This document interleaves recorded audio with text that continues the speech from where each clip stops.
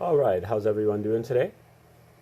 Welcome to my channel, and we do educational videos over here, and generally focus on great theories of everything, ancient and modern. They can help you round out your life with um, a gestalt, a well-rounded version of everything. Theories of everything, great grand unified theories, cosmologies, and mostly from obscure sources. Today is our 48th video that we've done on Daniel Ingram in his book called Mastering the Core Teachings of the Buddha. He goes into all things Buddhism, but particularly meditation, and we're kind of emphasizing that we want to look at Buddhist practice as really a technology, an experiment, an experience, not a religion. It's a process that you go through. There are two different kinds of meditation and also training in morality. And there are concentration meditation and insight meditation. And the insight meditation can lead you to wisdom, to understand how everything fits together, and to be able to eliminate suffering for yourself, waking you up in stages. And we are in chapter 31 of this book. I think this is chapter 31. But it's on the progress of insight, 16 different stages that he claims that everybody goes through as they progress in insight practice. And we are talking about stage 11, which is called equanimity. And I believe this is, we might be repeating half a paragraph or so from yesterday's broadcast, but just back up to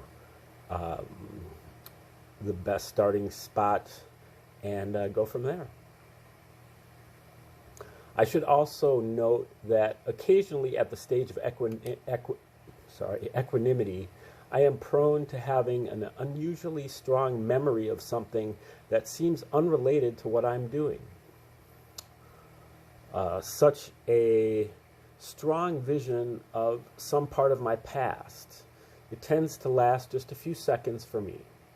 I began noticing the recurrence of this during this phase of cycles much later in my practice, but I suspect it was happening all along. And you might watch for it to see if something similar happens to you.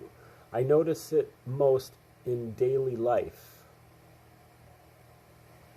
When cycling through these stages, as the intensity of the memories is so striking, as though I am momentarily transported to that place and time for just a moment for no apparent reason. This may just be idiosyncratic, and if you don't notice this, don't worry about it. That same advice is true of much of this map stuff, as I describe a wide range of variants, only a few of which might apply to any one person in each cycle. If you are paying attention, after things repeat often enough, you will likely notice all the little quirky phenomena that manifest for you in each stage, like familiar little markers along a forest trail, a mossy stump here, a funny-looking stone there, etc. In the early part of equanimity, reality may appear a bit chunky for a while, like some halfway point between the irritation of the late part of the dark night stage, the 6 stages that you just emerged from, and the flowing open phase that happens as equanimity more fully develops. Practice in this early phase may seem quite possible, but may seem to require steady but sustainable work. If we are tired, we may begin having dropouts and head drops that are like what occurred in dissolution, but more extreme. Sort of like when we start to have our head nod while driving when extremely tired. Something I've done way too many times and strongly advise against. These head drops are among the things that people can mistake for fruitions, described later. But fruitions almost never involve the head dropping as these equanimity head drops do. In this third subjhana phase of equanimity, the broad out-of-phase phase, it may be hard to read and pay attention, hard to hear people and listen, hard to notice where we are and what we are doing. It can have some resemblance to dissolution, or stage 5, but is less slothful and more diffuse and spacious, and makes people more prone to spacing out. The arising of fear of madness and death is not uncommon in this phase of equanimity, but usually does not cause too much trouble and may even seem comical or welcome.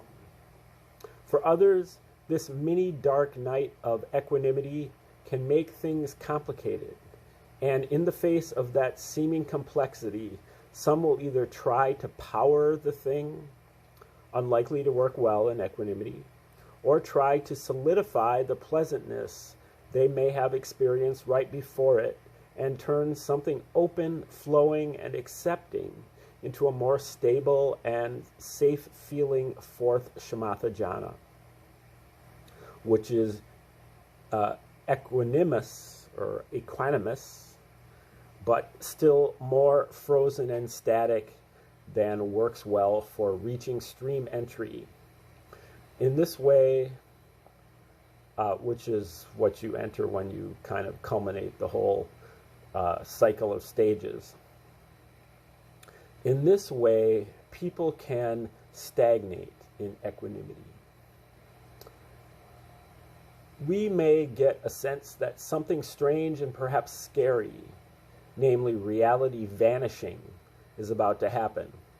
A related and common feeling in the early part of this stage is the general sense that something big and exciting is about to happen, like kids on Christmas morning before they've opened their presents, like young couples on their first date, though this feeling is also common before the arising and passing away event. These feelings are worthy of sensate investigation in a broad and inclusive way, just as with other sensations.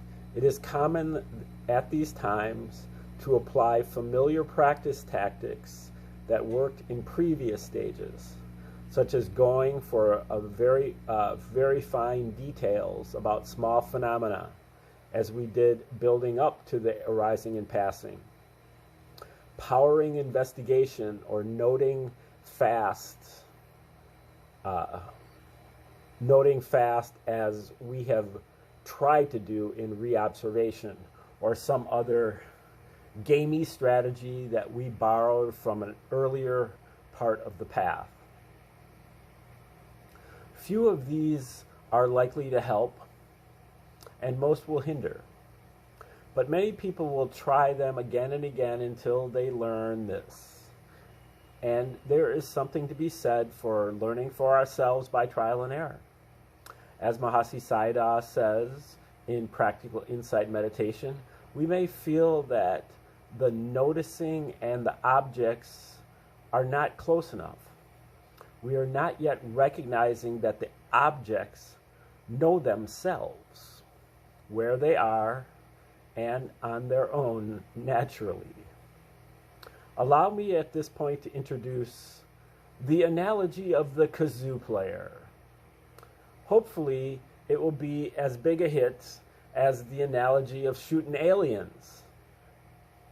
In the analogy of the kazoo player, imagine there is a great symphony orchestra in a great concert hall, and in front of it, like an absurd comedy act, sits a clearly nervous kazoo player with no music score in front of him, the orchestral introduction begins, and the poor kazoo player, who has no idea what piece will be played, tries to give his best rendition of the orchestra's chosen symphony. He is about a half a second behind them, playing the notes just after he hears them.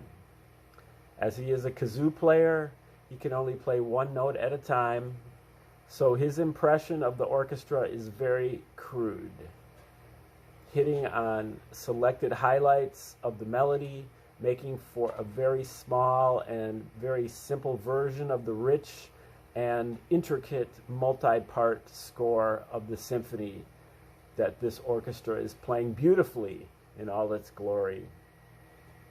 Now, imagine that certain audience members have been cursed to believe that they can only hear the symphony after the kazoo player plays his rendition of it. Beginning meditators are nearly all thusly cursed. Noting is like the kazoo player, and eventually we get good at noting or noticing. And we hang on to the notes of the kazoo player, delighting in his performance, as crude, linear, and simple as it is. Remember that I am a noting technique fan, and a bit of a kazoo fan as well. However, at some point, some of us notice that we can also hear the symphony just as it is, just on its own. That the weave of sounds is coming in from the symphony also. And this is known without the kazoo player having to make a limited, absurd, out of time, delayed facsimile of it.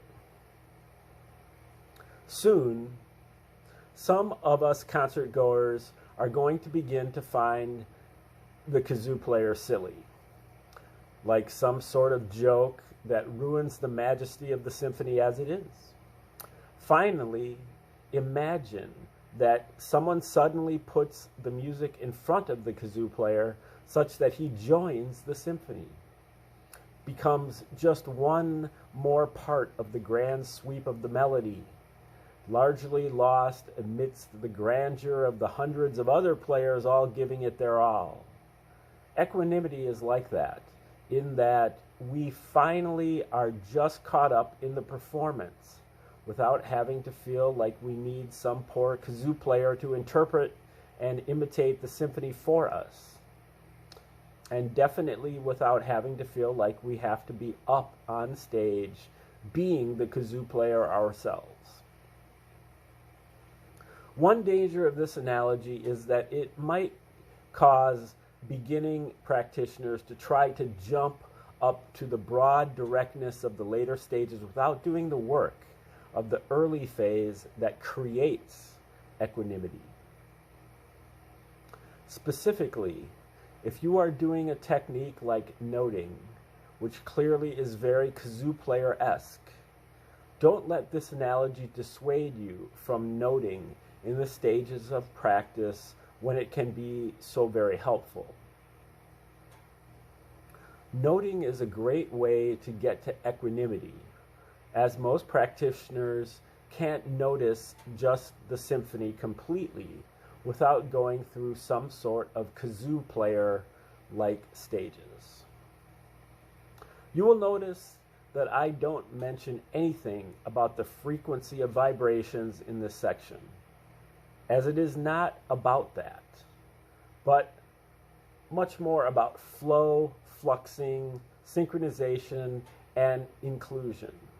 There might be pulses, shifts, arisings, and vanishings, but this is not about the specific frequency or counting beats or anything of the sort. This is all kindergarten stuff compared to what this stage is about. So don't be tempted to apply that first Vipassana jhana mentality and technique of linearly noticing individual pieces. Doing this would be backpedaling, as this stage is far beyond that, even though it may seem so ordinary that it hardly seems as advanced as it is. It would be like trying to count the number of notes coming from the violins instead of getting fully into the beauty of the symphony in all its rich, full textured, effortless grandeur as it reverberates within the concert hall. Speaking of pedaling, an analogy from the world of cycling comes to mind. In the early stages, we exert effort, like pedaling up a hill. The arising and passing away is what it is like to be flying along at top speed, totally rocking it, feeling the power of your legs effortlessly cruising along as you are now on a high plateau. The dark night is what it is like to suddenly have come to a steep, down-sloping, treacherous, and dangerous part of the road that is poorly maintained with lots of crazy traffic, potholes, and other obstacles. We try to brake, but we can only slow down so much before our brakes heat up so much, and we must somehow hang on and navigate the craziness. However, equanimity is like now coasting along on an easy, open, flat, straight road in a beautifully scenic area with no finish line to cross, no specific goal in mind, just effortlessly coasting and enjoying the scenery. If we employ a biking style from any earlier stage, such as totally powering it, as in the early stages, or if we are braking hard and swerving around imaginary obstacles, as in the dark night, we will likely miss the simple, easy, open beauty of the scenic area we have managed to get to after our long, hard ride, and instead just exhaust or frustrate ourselves instead of noticing what equanimity is all about. As practice matures, reality can be perceived with great breadth, precision, and clarity, and soon with no special effort. This is called high equanimity. It is the loss of any sense of the isolated, individual, effortful kazoo player, and there is just the symphony of ordinary reality happening on its own as it is. The odd thing about high equanimity is that most of the time you don't notice you are in it. In fact, not noticing that you are in it is part of its hallmark. It can feel so normal that it might feel like terrible practice if we were even thinking about such things, which is not nearly as likely in actual high equanimity. Obviously, the problem with this is that some will think, I don't at all feel like I'm in equanimity, so I must be in equanimity, when in fact they are not. So such advice must be taken in context. In equanimity, our practice may feel that it lacks the speed and precision of the arising and passing, the drama of the dark night, the delightfully free wonder of the earlier phase of equanimity. And as if it isn't enough, when high equanimity happens, it seems so ordinary that we may try to make it something extraordinary. If we are attached to ideals about how amazing, blazing, bright, dramatic, powerful, sensational, and thrilling practice is supposed to be, we may keep seeking those qualities and prevent ourselves from being with the very ordinary feeling, but clearly extraordinary stage of high equanimity. High equanimity can happen in many unexpected situations, such as walking to the bathroom after a sit, or just doing ordinary things like watching TV as you lie down for a nap, daydreaming, brushing teeth, or during formal practice, though at that point practice is unlikely to feel much like practice or anything special or unusual. It can feel pretty boring, like we no longer care at all if we awaken, practice, or anything like that. Attempts to fake it are common if people know the map theory, but the real deal just shows up and pervades quietly on its own.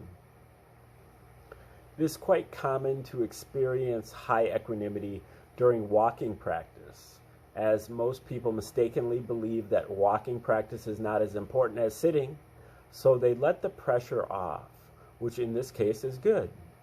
This phase may be very quick, just a few minutes or even a few seconds. But if we have set up our practice well, that is all it may need. If we have conditioned our minds to perceive the broad, interconnected, integrated world of phenomena, however it manifests in the light of the three characteristics, then in this final natural letting go of everything, the mind does what we have trained it to do. By taking our whole world in, it takes our whole world out. In the first edition of this book, this section caused considerable confusion and needless complexity. Hopefully this version will clarify things. Vibrations in the higher part of equanimity tend to be very different from how they were in earlier phases. In the arising and passing stage, they tended to be fine, fast, of one clean frequency that tended to modulate its rate by the phase of the breath, and either localized in one small area or spread out across our skin and the like. In the dark night stages, vibration starts slower, the shamanic drum-like beat of fear, and then later speed up, but in an edgy, irregular, irritating, complex way that is around the edges of attention. However, in equanimity, particularly as it develops out past the chunky phase, vibrations tend to be slower, more flowing, more volumetric, more about waves of moving attention, space, phenomena altogether. Equanimity is more inclusive, almost like the graceful interpretive dance of attention and space creation itself. Many people don't really notice much about the vibrations or flow, and that is also okay. It is much more a question of flow, a shifting back and forth of attention, like gentle waves on a beach, like tracking a falling leaf, like the easy settling of attention and phenomena into ourselves on their own. Here, to illustrate the point about how vibrations often manifest in this phase, I introduce a little quirky practice of my own. I call it the exercise of spinning swords. In it, I imagine two swords in two imagined arms, twirling gently and through my body and head, getting gently and easily sweeping through everything that I think of as myself. Looping, dancing, and swirling around, being just a natural part of space and attention as those imagined swords are. Almost like a lazy and whimsical baton twirler. I let the swords swing anywhere they want in a playful way that gently tries to move through everything I think of as me. This gently integrates the perception of everywhere that I think I am. They don't hurt anything, and instead they're just attention realizing that it is simply all phenomena, with attention represented by the swords and everything else represented by itself. After doing this for a while, the imagined swords may start to swing around on their own, sweeping up space with them, until the whole thing synchronizes naturally on its own, and just like that, it all vanishes and reappears. I think of it as a fun, stylized, fantasy-inspired personal variant of that already mentioned good advice that Sharda Rogel gave gave me. Just watch the motion of attraction and aversion. They are basically the same exercise in some fundamental way, and if you prefer the one she proposed, it can be very helpful, particularly if you include everything you think of as you in that natural motion. If you don't like swords, try lightsabers, batons, staves, rays of light, or whatever else has that basic shape. I also add an analogy by Ajahn Chah, perhaps one of his most famous, found in a compilation of his teachings by Jack Kornfield and Paul Breiter, called A Still Forest Pool. While that book might seem to contradict much of what you find in this one, I like it a lot and highly recommend that you check it out as a valuable counterbalance to my style, which is not necessarily a sufficiently balanced style for everyone, including myself, that being one reason I found that book and many others helpful to my practice. In Ajahn Chah's analogy, practice is like sitting by a still forest pool in a jungle at twilight. If you sit quietly, all sorts of animals show up and drink from the pool and vanish back into the shadows on their own without you having to do anything. Equanimity is like that, for the whole field of experience all the way through, including the pond, the forest, and yourself. Experience phenomena arise and vanish on their own, where they are, as they are, with no effort at all required to perceive them, as they contain the perception as a part of their being sensations. That is good practice advice in equanimity. The world in equanimity is a very flexible place, and all sorts of odd things can happen, particularly for those with strong concentration abilities, though some will suddenly jump up to a whole other stratum of concentration in this stage, attaining to levels of concentration and their commensurate weird effects they had no idea they could ever do or see. 3D visions of fully formed intelligent beings, 3D shapes of other odd things, such as sacred geometry or vast landscapes, and basically anything else you can imagine. There's also a time when some people will have other spontaneous powers and experiences. I detail those and my advice for relating to them later in part 6, but they are truly not important, just more stuff that can happen. Certainly, not everyone experiences these more unusual and often interesting types of experiences. If you do have them, the most important thing is how you relate to and interpret them. And the more you can see them just as sensate experiences and not buy into their story or a fixed way of interpreting them, the better things are likely to go. If you find yourself buying into their content and story, serious trouble can result. So just keeping a gentle rein on any impulse toward losing touch with ordinary points of view is helpful.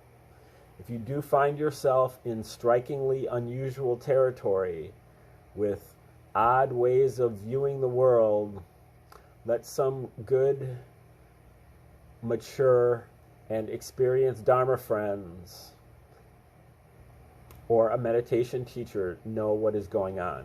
Because while equanimity is generally benign, there are rare exceptions. As equanimity progresses, it may feel like reality is trying to synchronize with itself, or that subject and object are trying to synchronize with themselves, catch up with each other, and align, or that this side is trying to synchronize with all of space, and that feeling is basically correct.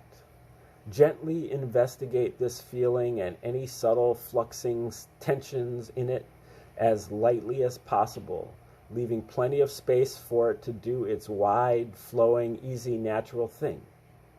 Trying to force it is natural. Feel this forcing if it arises. You could note forcing if that helps identify it. Realize that you can't do it, but left alone, it may do itself. Basically, the less you mess with it and the more you just let it be and roll with it, the better. For those with more refined concentration, phenomena may even begin to lose the sense that they are of a specific sense door.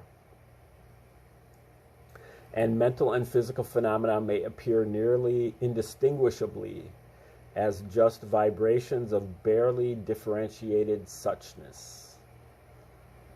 Vibrating formless realms may even arise, with no discernible image of the body being present at all. Again, these are not necessary, just very interesting consequences of having strong concentration skills.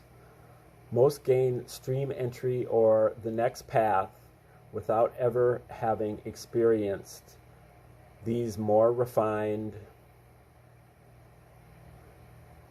equanimity variants. But if you do, they're pretty darn cool, and the lessons they teach may be useful later on. One of the other hallmarks of equanimity is that the way reality presents is not made up of lots of little sensations occurring in some stable space, not broken up into lots of little individual sense doors, but instead complete phenomena begin to be perceived as consolidated in a more integrated way, meaning that they are formed together with space, awareness, and all the different types of sense qualities happening all together to make up the objects in the sensate world. And even all of those objects in the world arise in these integrated wholes, consolidated swaths of moving space that contain all those things within them. It is as though flowing space has textures, colors, sounds, tastes, smells, all integrated into it as part of it. And gradually attention and anything that really seems to be us finally gets integrated in the same way also, though we might not notice this at all. The thing about this integrated way of perceiving reality is that at this stage, it just seems so normal that most people won't have any idea that this is what is happening unless they are curious about the basics of the way attention and sensate information present themselves.